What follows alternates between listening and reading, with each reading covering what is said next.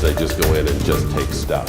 New at 5, highly skilled thieves are hard at work as the holiday shopping season kicks into high gear.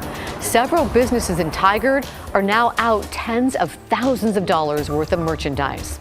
Good evening, I'm Laurel Porter. Specially trained detectives with the Tigard Police Department are working these organized retail theft cases. As KGW's Mike Benner reports, Tigard's Commercial Crimes Unit is the only one of its kind in Oregon. Thursday afternoon at the Tigard Home Depot, customers come and go, completely unaware that the box store is at the center of an organized retail theft investigation. We're doing a lot of ticket switching, item switching, and then doing returns in the mix. To the tune of $40,000, according to Detective Gabe Stone of the Tigard Police Department's Commercial Crimes Unit. Detective Stone says it was one of Home Depot's loss prevention officers who tipped off his team to last week's heist.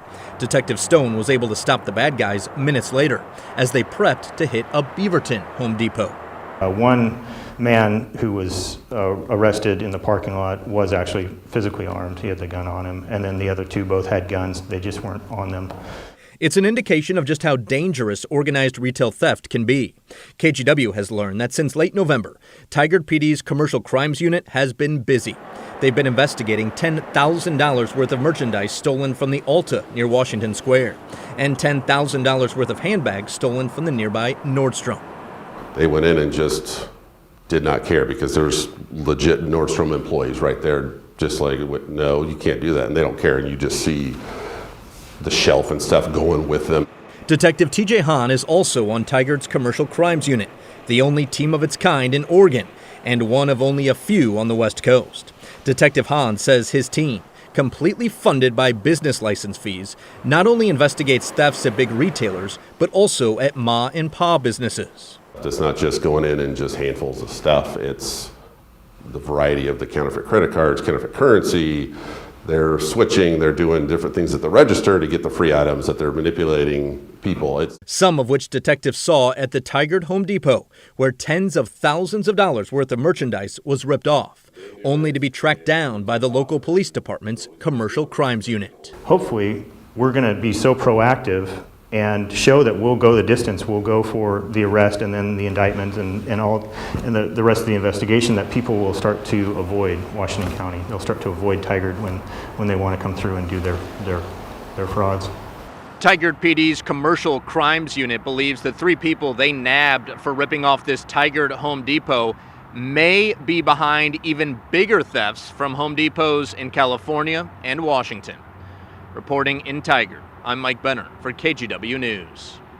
We have learned a bit more about the man who apparently carjacked several people in Portland Monday before being shot and killed by police on Interstate 5. This is the man, 30-year-old Brandon Keck. He served 8 years in prison for a violent home invasion robbery in the Bellingham area. Records show he was released just last summer and quickly began racking up new arrests for drugs and stolen guns and other crimes. Police also revealed the woman reported to be shot during the crime spree Monday was not shot after all. We're trying to get more details on that. OHSU leaders today released their investigation about workplace culture at the hospital. The investigation, led by former Attorney General Eric Holder, found that hospital leaders failed to create a safe and equitable environment. Alma McCarty has the latest on that report. Alma? OHSU leaders said clearly they have a significant amount of work to do to overcome the past and change the future to make the institution a place where everyone can thrive. In the spring, OHSU hired the law firm Covington and Burling following a lawsuit in which a woman claimed she was repeatedly sexually assaulted by a former anesthesiology resident and ignored by multiple superiors when she tried to report it. The 51-page report from the firm highlights several issues, from inconsistent policies to a lack of support for employees reporting misconduct. Covington interviewed hundreds of current and former community members who shared their personal experiences at OHSU. This afternoon, I spoke with Dr. Danny Jacobs, president of OHSU, about the investigation. We're certainly sorry for anyone who experienced anything detrimental, be that inequitable treatment or discrimination or harassment, bullying, all those things. We are sorry that those folks had to go through that. Orchestra needs to walk the walk in addition to talking the talk. We have, as you have seen, issued a number of statements about our aspirations, if you will, but now we need to make that more granular and take it down to a point of action and activity. You may remember the allegations that sparked this, involving Jason Campbell, who gained fame on social media as the TikTok doc while working at OHSU during the pandemic. The sexual assault and harassment lawsuit against Campbell was settled for more than $500,000. I'll have more from Dr. Jacobs and on this report tonight at 11. Thank you, Alma.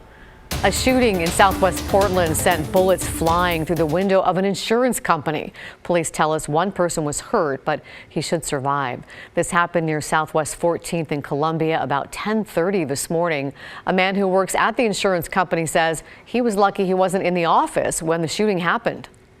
Word has it, bullet came through there, bounced off of there, winged off of here, and bounced along behind the jukebox and landed on the other side there. He was lucky he wasn't there. Police say the shooter took off before they got there. And a drive-by shooting early this morning sent one person to the hospital.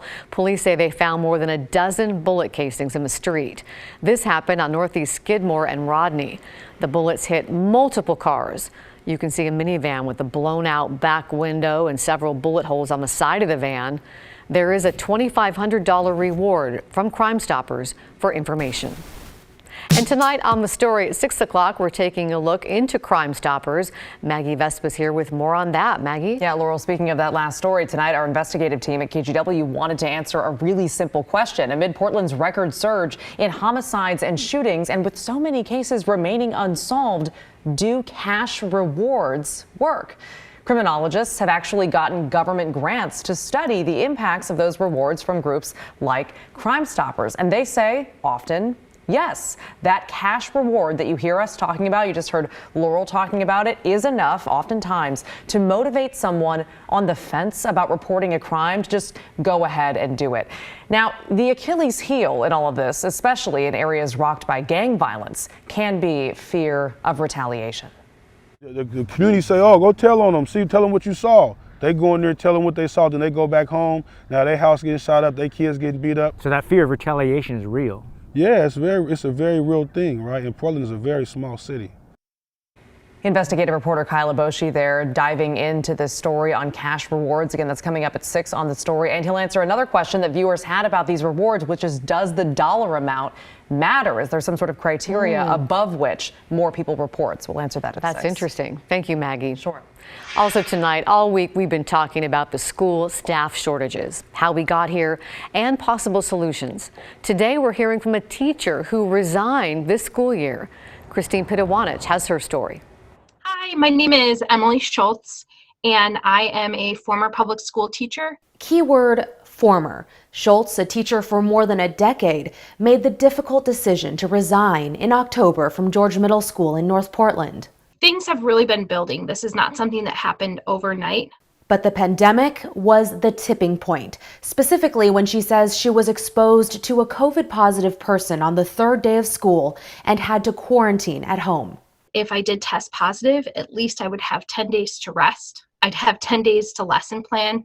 I'd have 10 days to catch up and get a break. And really, at that point, I realized it wasn't healthy for me to continue on in the profession. But the years-long buildup to that moment was just as pivotal in her decision to leave. Class sizes have continued to grow. When you're teaching, you're often teaching with inadequate supplies, inadequate facilities. Curriculums change constantly. Resources are taken away from us. We're given more and more to do with less. In the pandemic, students are having a hard time coping. Their attention spans are lower. We're seeing a rise in violence amongst students. Safety, she says, isn't guaranteed, and there's just not enough time in the day to do a good job. So teachers often sacrifice their personal time and mental health just to keep up. Many teachers, like myself, will spend at least 2 to 3 hours a day beyond the school day and get work done. Schultz has colleagues who are resigning at the end of the year or retiring early. I also know of future teachers who have decided to no longer pursue that career as a choice. The writing is on the wall. For now, Schultz, who felt called to teaching, is now grieving a loss and missing her students.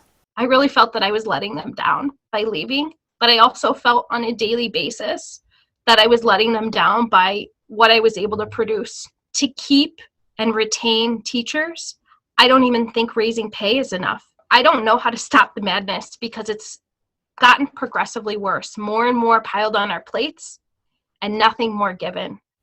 Some of the things Schultz mentioned could make a difference include smaller class sizes, more time for teachers, and more mental health help overall. Christine Pitawanich, KGW News.